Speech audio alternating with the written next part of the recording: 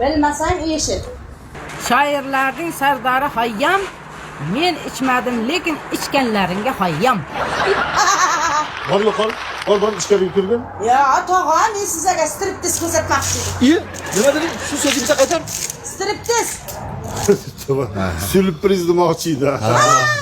Striptiz. Tog'am, striptiz degan nima degan? Bizga keraksiz yot narsa, tushundingmi? Ichkariga kir dedim senga, jahon chiqaryapsan. Xo'p. Xo'sh, bola.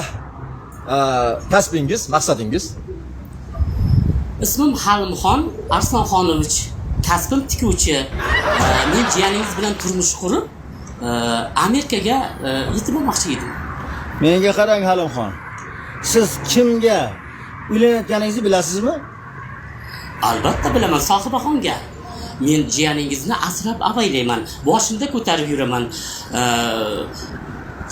Amerikaga borish uchun hamma narsaga tayyorman. Halimxon, aniq hamma narsangizni berishga tayyormisiz? Jonimdan boshqa hamma narsani berishga tayyorman. Gapimga ishoning. Jiyaningizga barmog'imning uchini ham tekkizmayman. Unda Sohibaxon qizlikcha qilaverar ekanda.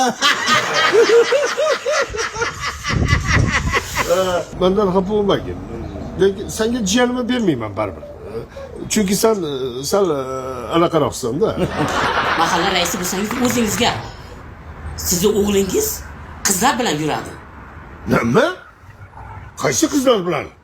Ayt, qaysi qizlar bilan men oyog'ini sindiraman? Qaysi qizlar bilan? Ana mahalladagi Hoshimjon akaning qizi bilan yuradi.